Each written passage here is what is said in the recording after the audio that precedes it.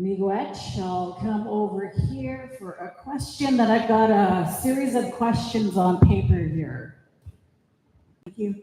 I just wanted to make a recommendation in terms of the design to follow a green lead so that, this, as leaders of this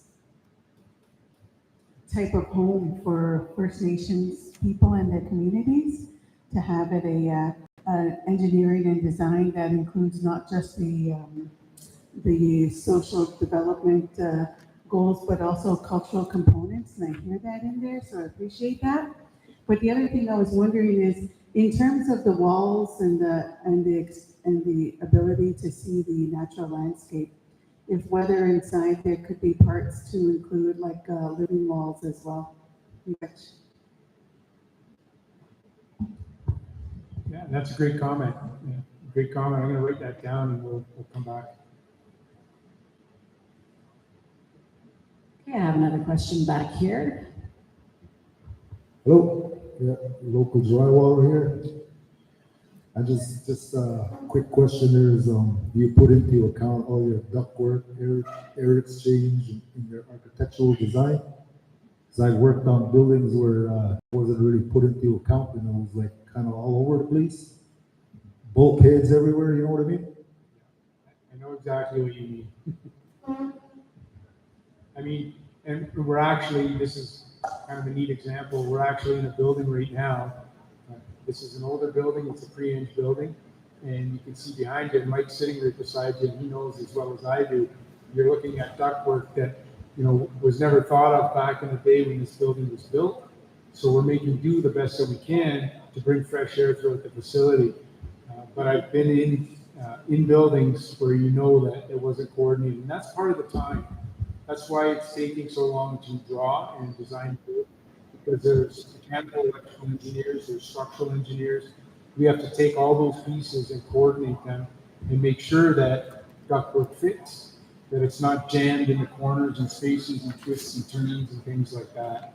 So we're trying to make sure, while we're balancing budget and culture and ministry requirements, that the building has a volume that can carry the ductwork without being jammed in places. Good. My name is Jose Jimenez. But actually, the family called me YouTube.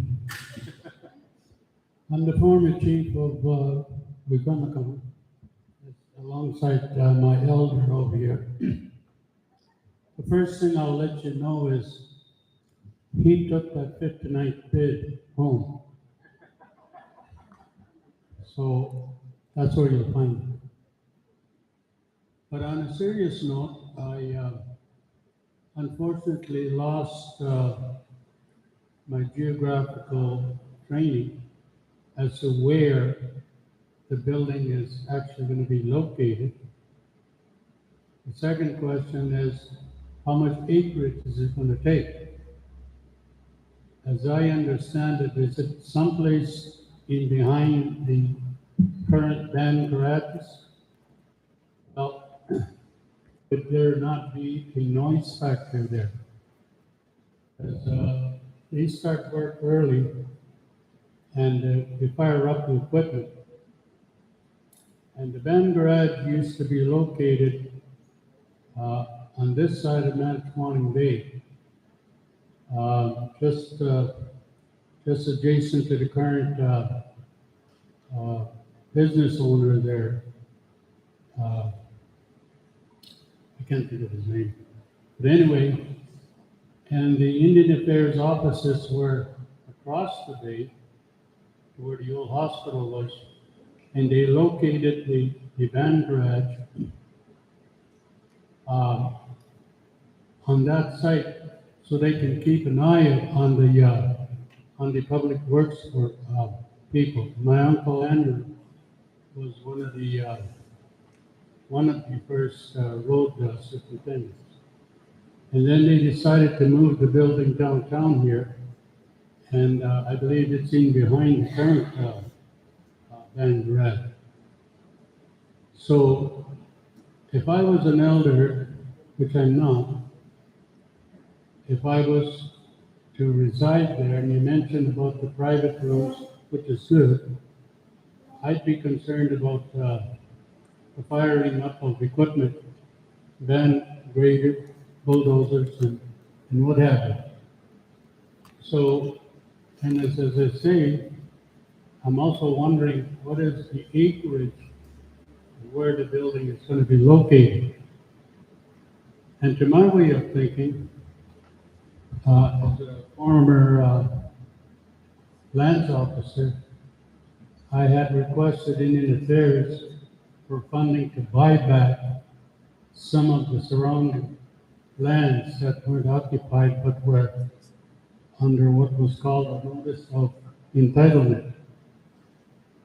The notice of entitlement was some kind of a description of the points of land ownership, but they were not registered with Energy Resources. Whether that funding ever came through, I don't know. But there's a parcel of land there that I feel anyway some effort should be to try and negotiate with the owner. At least make an attempt. Because if that's the location that I see the outline there, and you're gonna take out a number of trees there to enlarge to accommodate parking or what have you, maybe some discussion could take place. I'm not trying to stop the project. That's the other thing that our community is good at, stopping projects. So, but those are the concerns that I have, is the size of the area, and it being adjacent to the Van Red, there would be a noise factor. So I went and talked to several members of the Public Works crew, and I'm not telling on them, so don't go after those guys. They work hard. But that's the concern they also had. Well, how do we keep our equipment quiet or move it elsewhere so that, And Sesame Street, this is along Sesame Street, and then the road turns to go back up in behind the Hub Center, which is a Head Start school. So there's a number of issues that I feel as an individual citizen that need to be explored yet.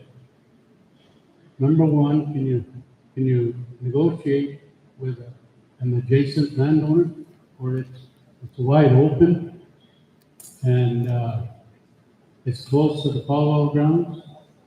It's I don't know if it could be walking distance for most of the residents. I'm having difficulty walking from the front door to over here. So there's a number of questions that need to be explored, and I would encourage the working team, especially the local ones, to ask those questions. Many of the time I go to a meeting, and those that are in an official capacity do not ask the questions. And yet I see all those comments and whatever to Facebook.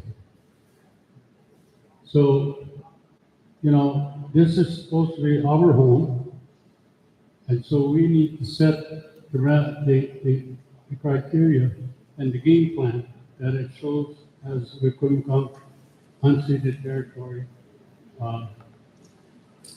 elders home. Mahami was Palom, open motion. I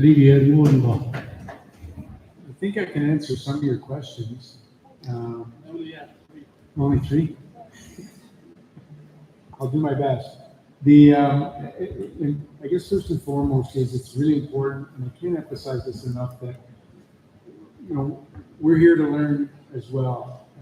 But in terms of designing a home for the Wikwemikong elders, That's what we're here to do. That's why we're here tonight. That's why we've talked to the residents. We really want to do the best that we can for you. Again, we're not perfect and we value the feedback. That's why we want to entertain as many questions as we can. In terms of the noise and the proximity to the public works, that was also taken into consideration earlier on.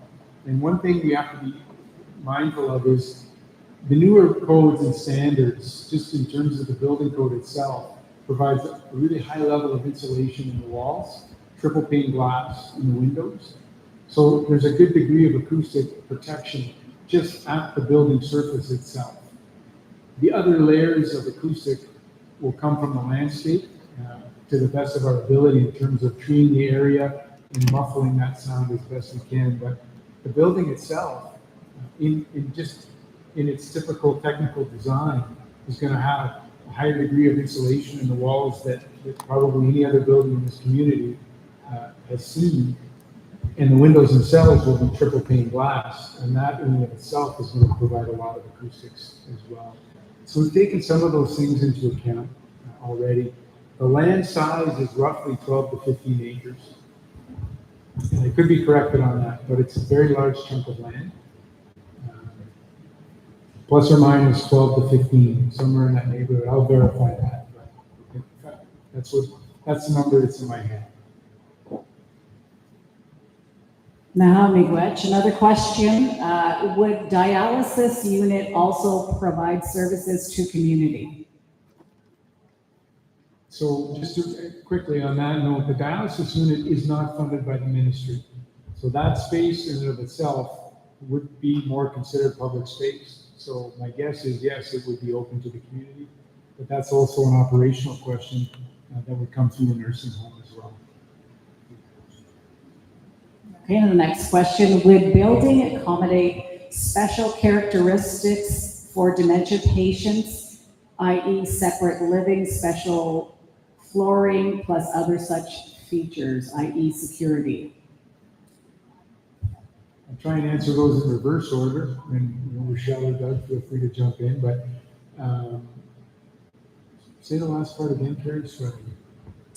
Okay, so would building accommodate special characteristics for dementia patients, i.e. separate wing, special flooring, plus other such features, i.e. security? So security is extremely important, and that came with the residents when we met with the residents as well, not just related to dementia patients. Unfortunately, we can't lock the doors. It's a long-term care regulation, but we can provide security within the suite. So that if someone's coming in and helping themselves to some of your things, at least they can be locked and put away. So that was, we're going to do the best that we can within the rules and regulations. One of the benefits of having the lodge model, and Michelle will probably jump in here in a second, is that we have the ability to put light patients together as well. So there could be a dementia wing, for example, and we could look at the finishes and how that's done as well.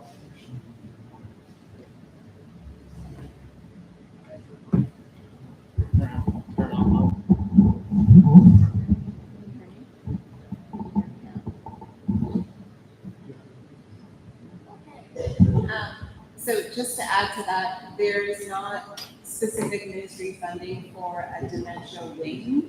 So there's not kind of above and beyond dementia specific characteristics, but the whole home is designed to facilitate that kind of level of care. There is security throughout. So in terms of things like wandering, which is a big concern with dementia, there will be monitoring for that through a nurse call system and through the wandering devices that are used in the home. So there's security within the building to address certain aspects of dementia care.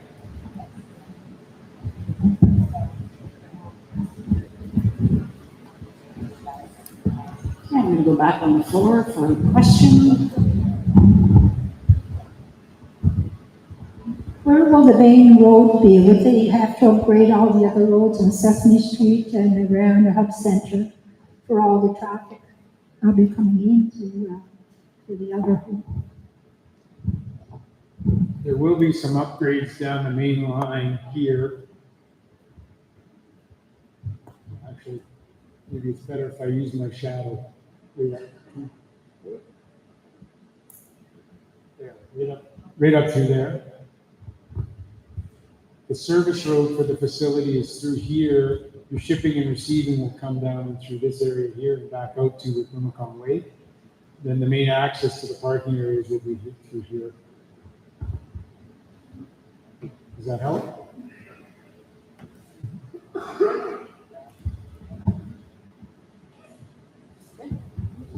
Who would be responsible then for the upgrade of all the other streets, I mean, and upgrade and safety of the streets? Did you get that question, Mike? Okay. Who would be responsible for the upgrade of all the other streets? And you said there's one coming in on the right, and the outlet for shipping and services. So is your company also in charge of upgrading those streets? No, that's another team's involved with that. That's where you go, or? Hello, can you hear me? Yeah, the road upgrades in that area will need to be done, but it's also requiring a sanitary sewer. So sanitary sewer and road upgrade to be done at the same time, and that would be through the band. That's project specific, and we applied to ISC for that project. Now, we go on to the next question from my paper, and then we're moving to the floor again. What is the core dimensions for capacity service space for public? Is there a floral and gift shop area? And how do I reserve a room now? From Stan. So there is a coffee shop which could provide gift services and things like that. The core capacity is pretty close, and again, I'm just going off the top of my head, but pretty much everybody can get in that core facility in a wheelchair for a larger event as well. It's me again. So far, nobody's talked about costs. And so far, nobody's talked about how much money's been raised. But I understand the projection cost so far is around 42 million. Now, my knowledge, the way projects escalating costs over a 2-year period anywhere in Ontario goes up another 4 or 5 million. So by the time we get to actual construction, this price may be 50,000. That's just the way things roll today. So my question is, how much money's been raised and how much more money has to be raised? I mean, I got further comments to that.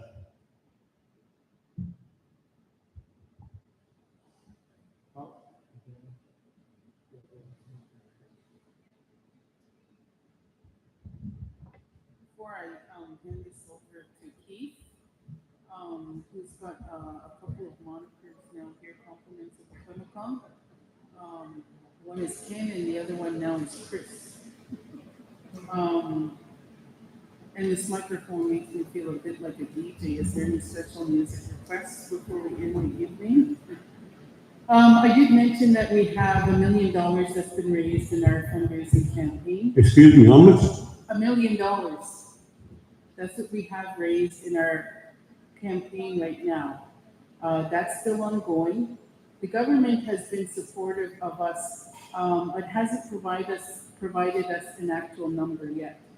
So CMHC, ISC, and the province, we're all working together to come up with how the funding scheme will roll out. So we're having discussions with them about the actual numbers.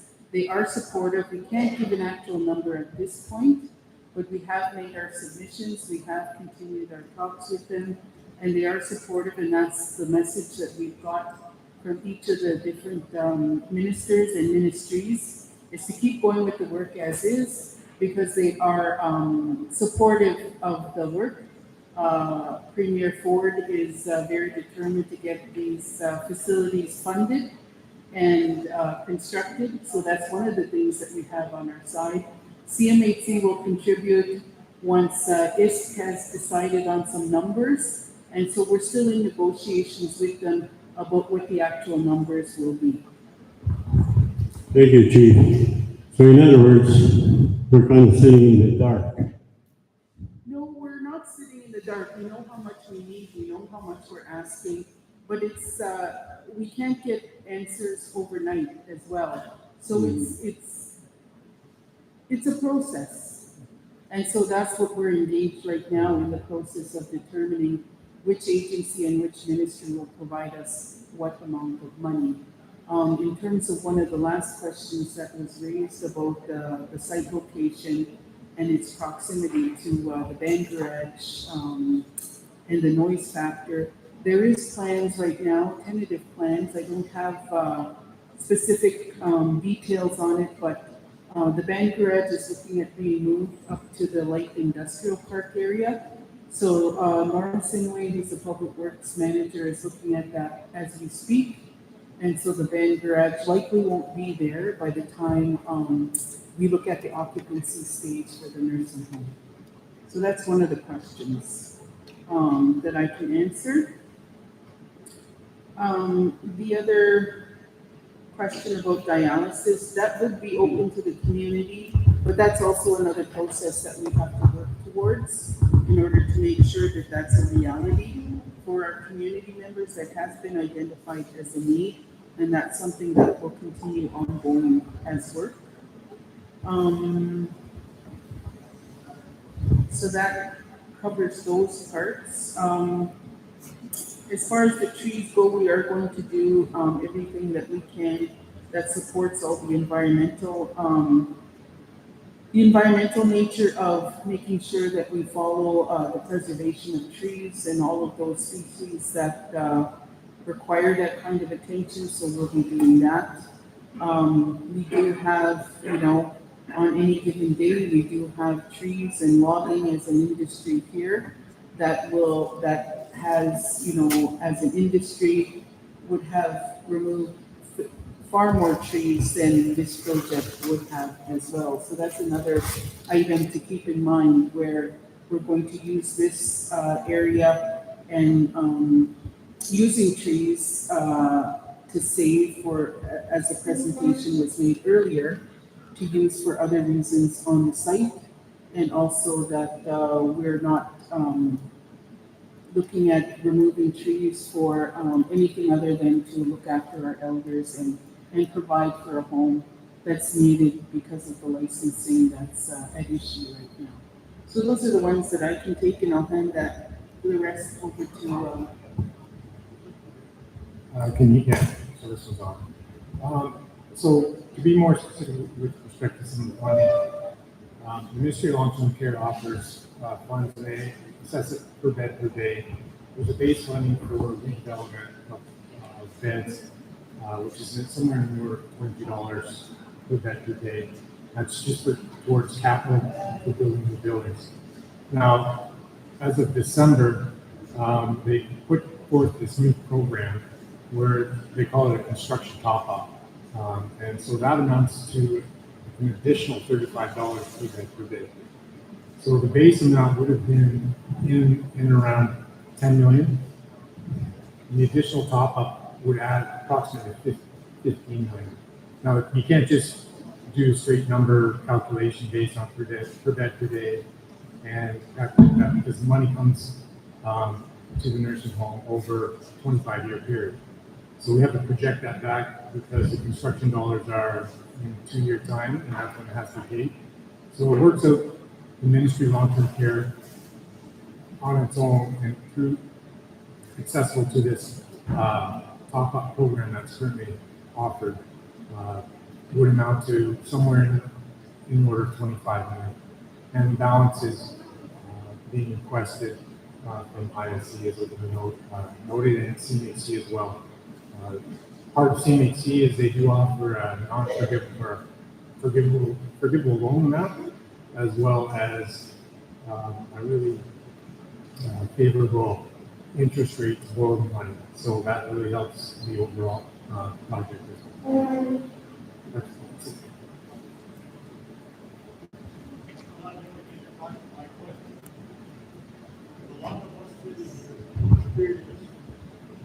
Residential boarding home schools.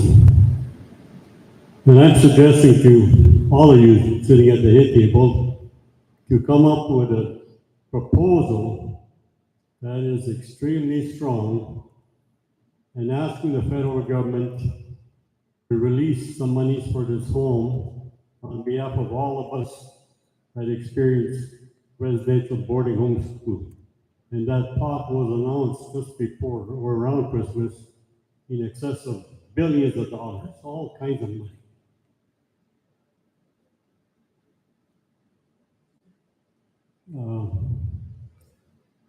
I believe, and you've all heard the Prime Minister flying around the world, steady, for the last couple of years. And every place he lands, he gives 20, 25, $30 million. He's been doing that now for the last 3 or 4 years. Lots of money.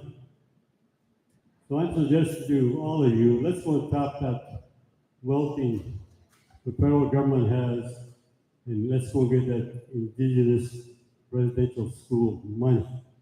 There's billions there, so let's stop on it. Thank you.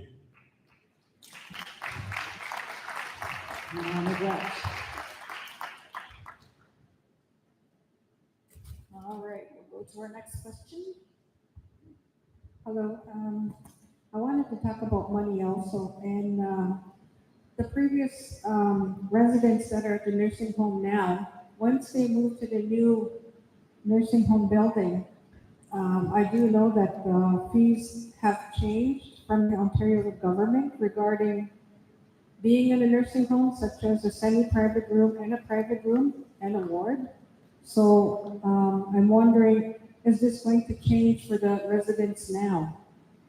Because they have their set fee already for the nursing home, and if they're going to move into a private room, is that going to change their fee for being at a nursing home?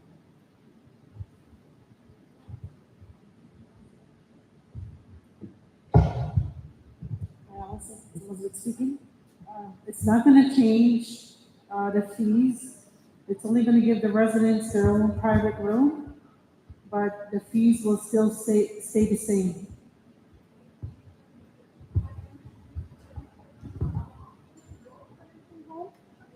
It's not gonna change, it's whatever the ministry requests for single rooms. For basic bed, they're gonna get the same basic rate. Okay, hey, what? Okay, another question. With all the plans to integrate culture, how do we integrate culture in the band operation so it's not new when employees, current, enter into the nursing home when they're ready and it's their time? In the landscape, will there be access to go further back in the forest for walks, nature walks, for aging, birds, rabbits, etc.? And with the emergency and public works adjacent, what noise bylaws will be created to ensure the elders are not startled, disturbed by the work required for emergency and roads and water care?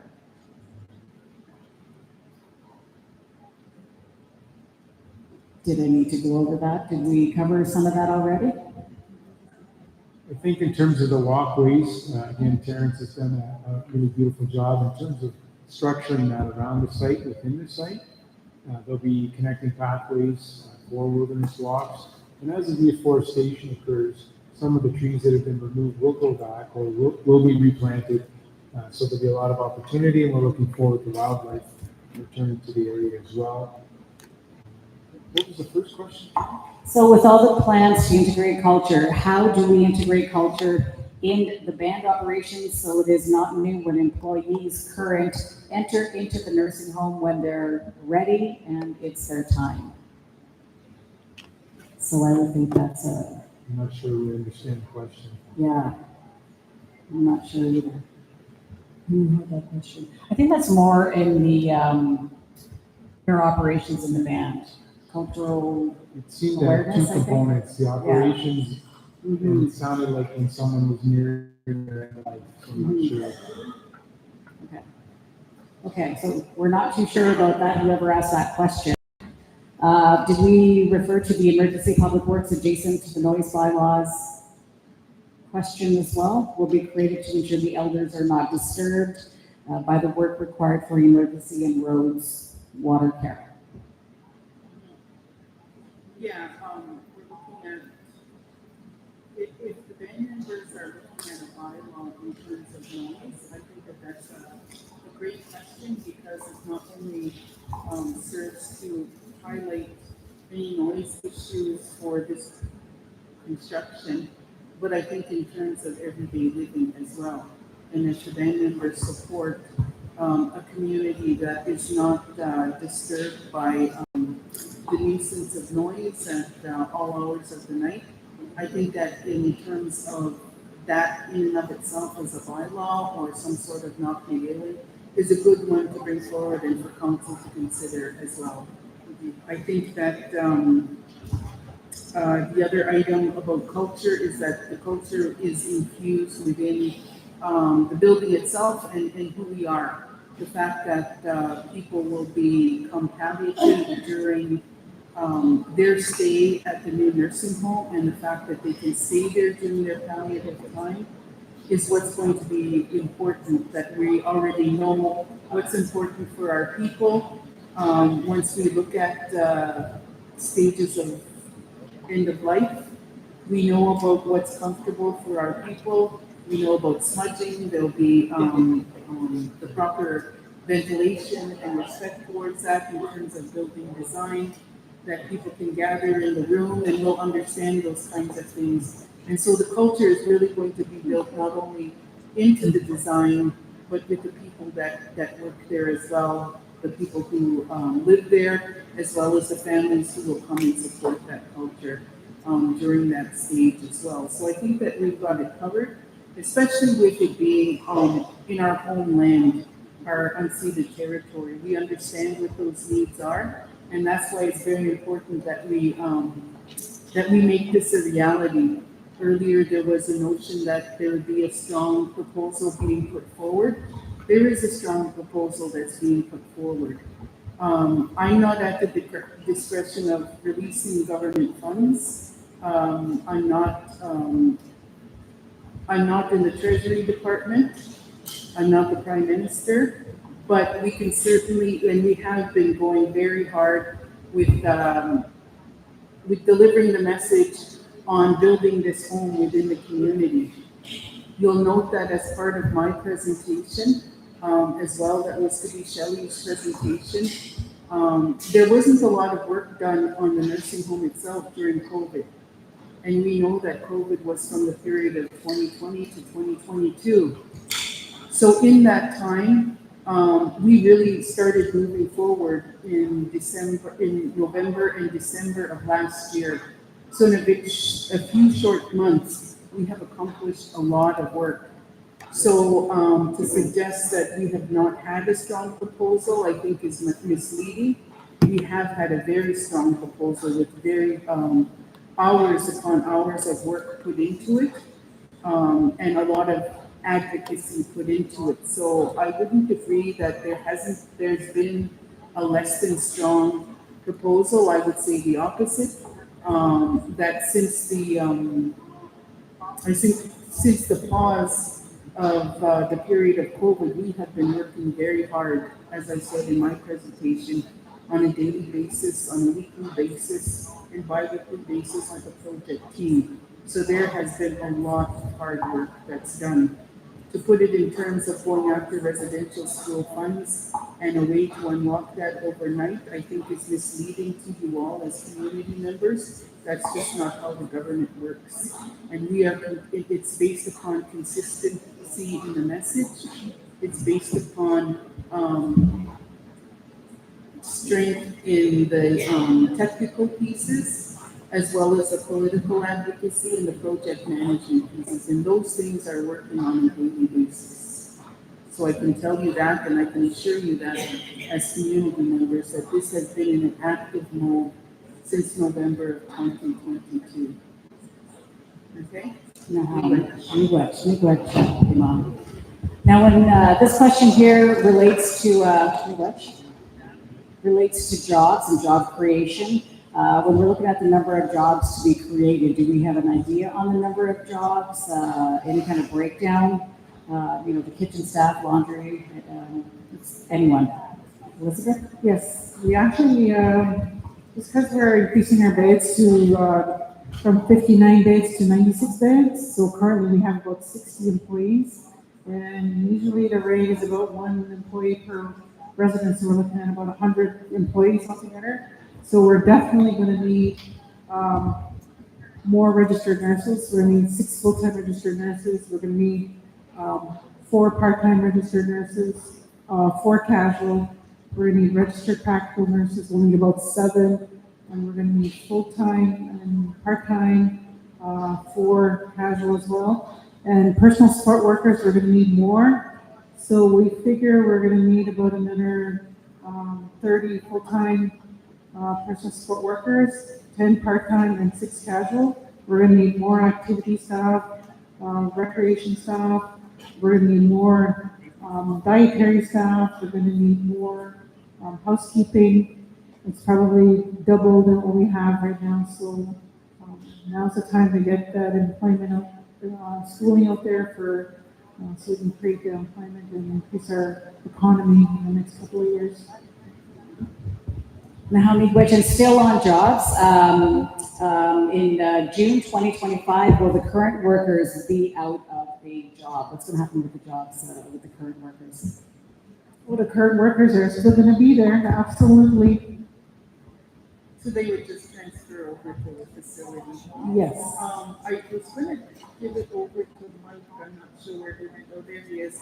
He had a very good reminder, sorry, I didn't need to highlight you as you're walking out. But I'll just take this one then. Mike brought up a very good question though in terms of the construction phase prior to the home being built. There will be a number of construction workers that will be required. We will require that as many as can be from Wacomico will be included in that phase. And also to put it out to the community, if you could start to rally your thoughts around businesses that could help support that phase. We're going to need to feed those construction workers. Well, if somebody wants to start a food truck, coffee truck, those kinds of things, we're going to need we'll have some spin-offs as well that people can consider during that phase. So I would also encourage community members to come up with your business ideas and reach out to WBC and get some support now to initiate some small businesses that can support this construction phase within our community. So that's another important piece. Naomi Gwetch? One of the things to add to that is, when we do, as Frank was noting, is when we do put out these tenders, we actually get the most up-to-date business listing from the WDC, and we put that right in the tenders that go out to contractors, and we encourage them to contact those businesses directly that are in. Miigwech. As I walk into the floor, I'll ask one question. Bill, this one's probably for you. Is the project team working with tech services regarding capacity of water and wastewater treatment plant? Will there be an upgrade to the existing facility? Regrets, Kerry, for that great question. The capacity for the water plant, it does accommodate for this facility. We looked into that. Also, the sanitary sewer, it will accommodate for the flows from the nursing home to the wastewater plant. And going back to our water on the fire flows, we had our fire flows tested, and we've met that requirement. Okay. Yeah, I have a comment and a question. First, the comment was on the funding issue that Bob brought up on on how much money's been raised. And I think every council, prior council and prior chief should understand that there's a process that we have to go through, hoops we got to jump through to make sure we access our money. And that's always been a holdup for years. And in regards to the comment about the residential school monies, which you're referring to, I think there's always another side to the coin. And I think maybe a strong letter of sent to the other side of the coin, which isn't the government, which is the Pope, and say, we'd like funding as residential survivors for this facility, because we need to heal and show the new generation how to heal. And it's through buildings like this that'll accomplish stuff like that.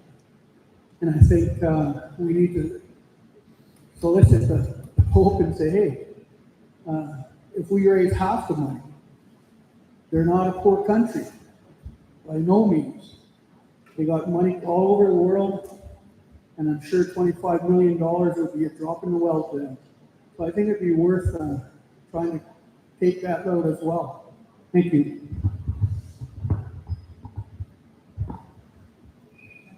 Miigwech. And I'll take 2 more questions, and in respect of the timing for the agenda, we'll end the questions at that point. This question is for Liz. Is there a waiting list at present right now to get into the nursing home?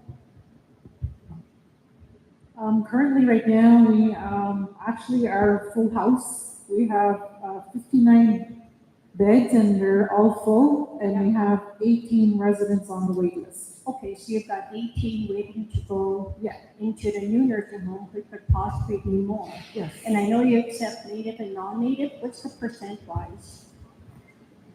There is really no percent-wise, but the current percentage that we have is about 85% native.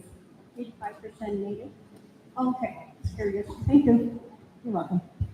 All right, we had a question over here.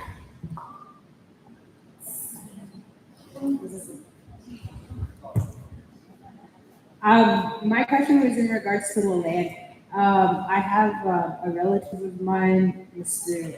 Tori Mandalman, formerly Justice Mandalman, but he had mentioned something about Elderville and the conservation area there preserving their black ash trees, and wondered if they had black ash trees in this specific area where they're building a new nursing home, and if you guys are going to be preserving that, because that's something that he had mentioned to me that he wanted to make sure somebody in lands was able to address that as well, because it was such a good, the way Elderville had set it up and preserved their black ash tree. We wanted to see a similar thing happening in our own community as well. That was the first part. Second part, in terms of medicinal plants that are going to be on the property, I imagine there will be cedar, sage, sweetgrass, and maybe some natural like medicine garden where you can grow your own tobacco as well. Okay, and are you going to have trilliums? Okay, that's all I like. Actually, if you could, yeah, just pass the mic to Terrence and say these are all my questions. So yes, an existing black ash stand has been identified on the property where there is a low area and a bit of wetland. Me and my partner in my practice, who's actually an arborist, came about 3-4 weeks ago now and walked the whole site. So there are actually black ash throughout the entire site. They're more prominent in the one area where it's fairly wet, so you can see all the grasses under them. So we have identified this on the plan, and we will be protecting those during the overall site clearing. Well, we'll be protecting the whole area during the site clearing, and then when the building gets identified, then we'll be looking at selective removals in order to accommodate the building construction. But we're going to protect that area as much as possible. We're looking at the site hydrology and stormwater management on site because those plants are very particular about water. And so we can't change kind of how the water is working in that area very much, or we'll lose those trees. So we're going to be working very closely between my team and the architects in order to preserve that particular area. And then Mike has the name. There is a group that is collecting and growing seedlings. I think that's John, and actually Keith and I were just talking about that. Collage Boreal will be growing the seedlings. So over a 2-year period, within the 2 years incubation period, they should be ready for replanting.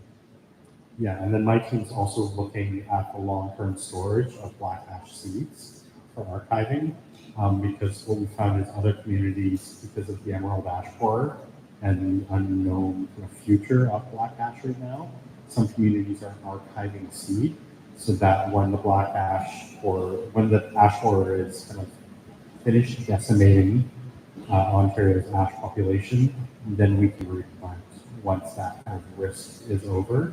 But that requires creating proper storage facilities for them, which sounds complicated. It's not. It's just keeping them kind of cool and climate controlled in a particular location. And then for the medicine plants, we will be specifying sweetgrass, cedar, sage. Sage and tobacco will probably be in raised planters because they tend to act more as an annual here than they do as perennials. So they need to be planted like the seeds. Be harvested every year, replanted. We're looking at trilliums, things like bloodroot as well.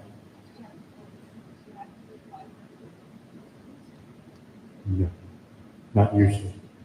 If we're harvesting trilliums, yes. But if we're getting trilliums that have been produced through nursery, but if you are harvesting them for a while, then they are.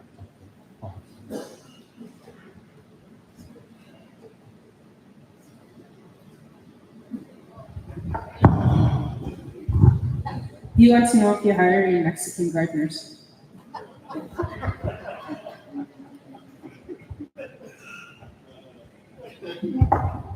Okay.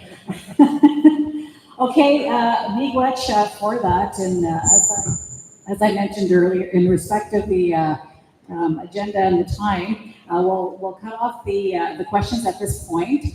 I want to say miigwech to everyone who provided questions. Now, I know that we have a lot of questions here. I tried to get to as many as possible, and I think in the process of answering questions, we did touch on some of the questions that people had here, so I did not read them out loud.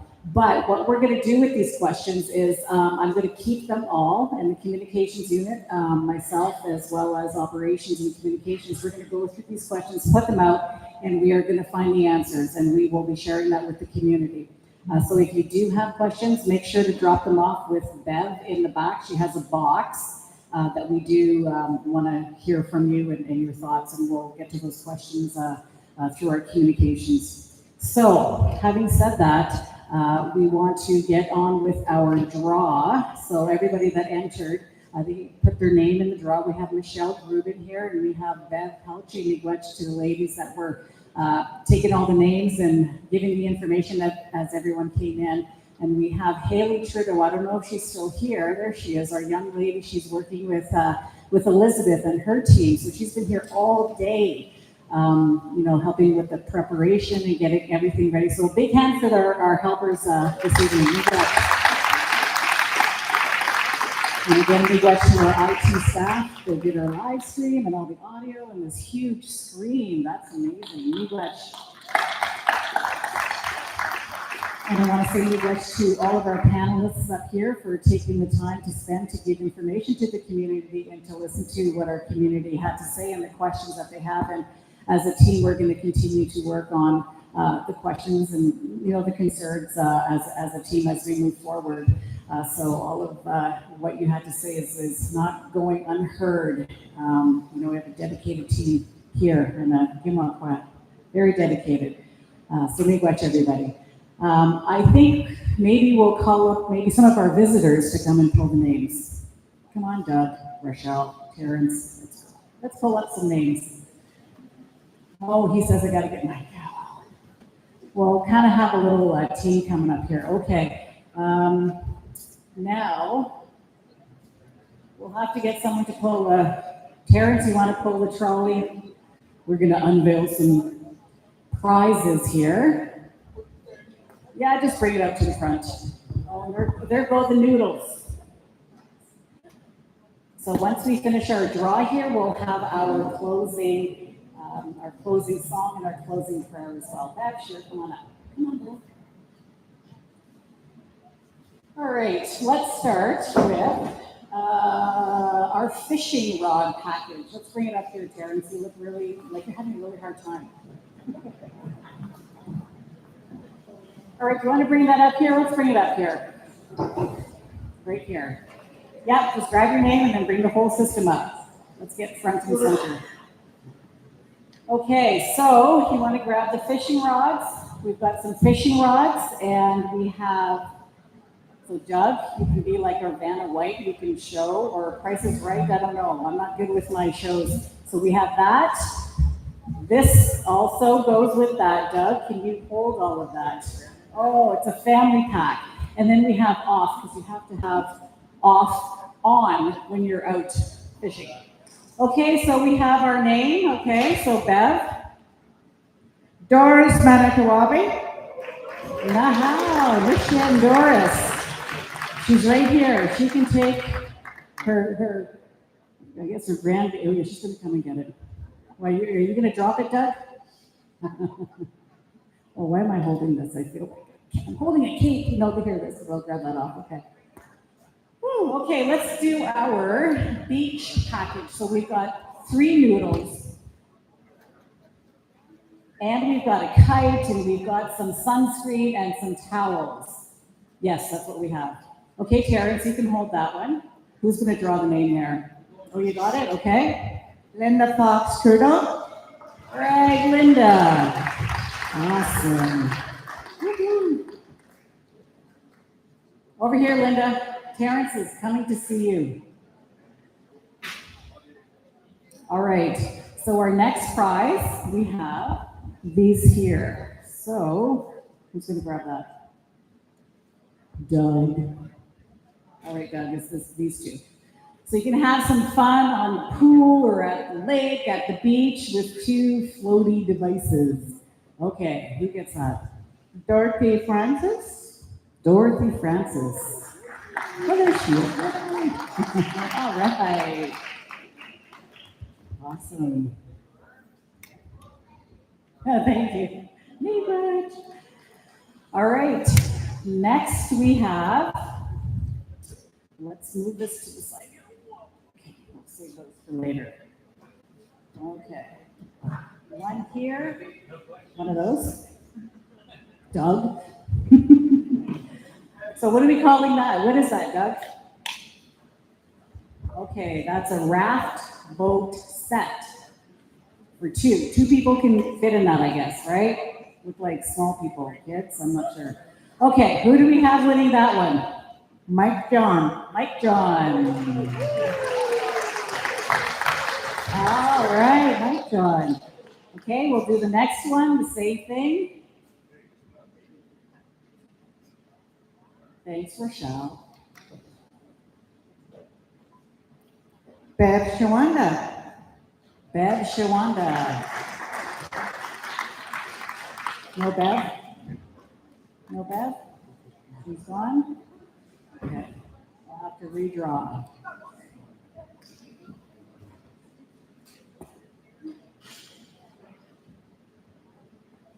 What's that? Malayan Bodri? Malaya? Oh, there she is! Woo-hoo. There we go. Thanks, Terrence. There we go.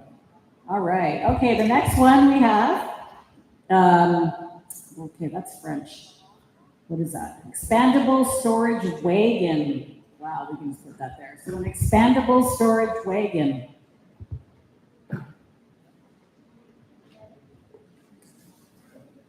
Susan Knapp. Susan Knapp. All right, Susan. Yep. Okay, we will get to our bigger prize. Oh, wow. Okay, we better draw this fast. It's muscle. Okay, what is this? It's a kayak. It's an inflatable kayak. So you have an inflatable kayak for two, and then here's the what do you call that? A pump to go with it. Margaret Gordon. Margaret. Woo!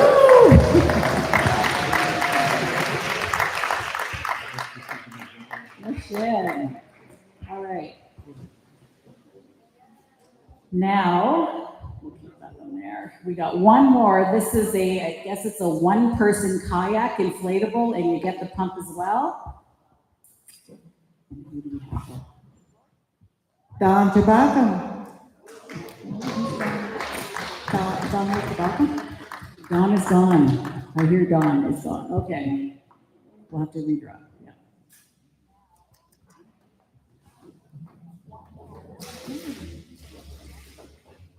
Farrell Canasway. He's here? Okay. Yay, we're cheering. He must be here somewhere. Oh yeah. Awesome. All right. Now we have a golf package door prize as well, and it's a family of 4, sponsored by Rainbow Ridge Golf Course, and it expires, I don't know, 2023, so I guess this year. Voucher for 9 holes or 18, cannot be split into 2 days. Kind of thing. There's details on this package to the winner. Okay, so who wins this? Stephen McGraw. Stephen McGraw. Right. My cousin. Great. There you go, Stephen. Okay. Miigwech. So we also have draws for, as you came in, there's some beautiful plants that are in the front. We have 10.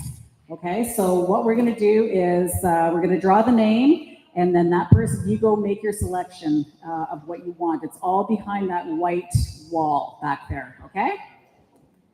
Pick what you want. They're all beautiful. You can replant them at your place, at home, outside. Tomasa? Tomasa. Tomasa, are you here? Okay. All right, go pick a plant. Next.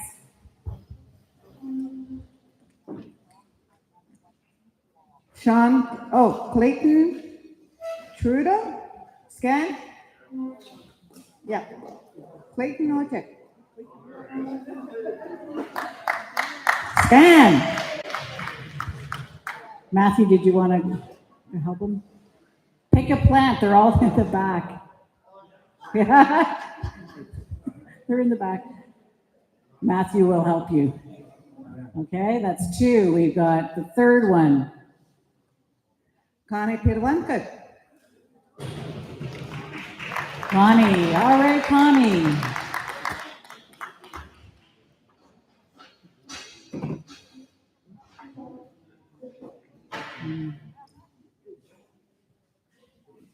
Connie's going? Yeah, okay.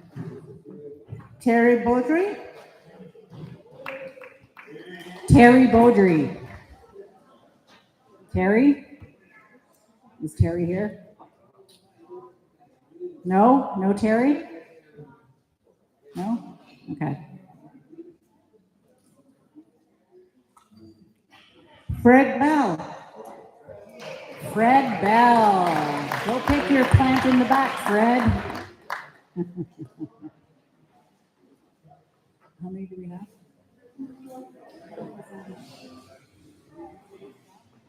Glenn Toulouse. Glenn Toulouse. Can somebody check? Can you guys check? Can somebody check how many plants we have left? I think that was 6, right? I think. Okay. So after Glenn, I think that was 6. Okay. Yeah, we got that.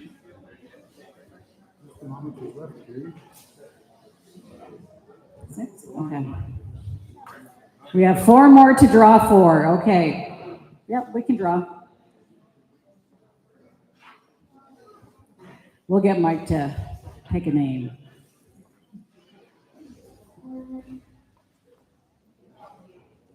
Donna DeBosque.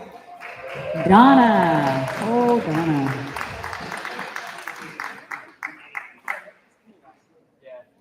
Rosemary Pedwanta. Rosemary Pitawanaquit. Rosemary here. She's back there, okay, let her know.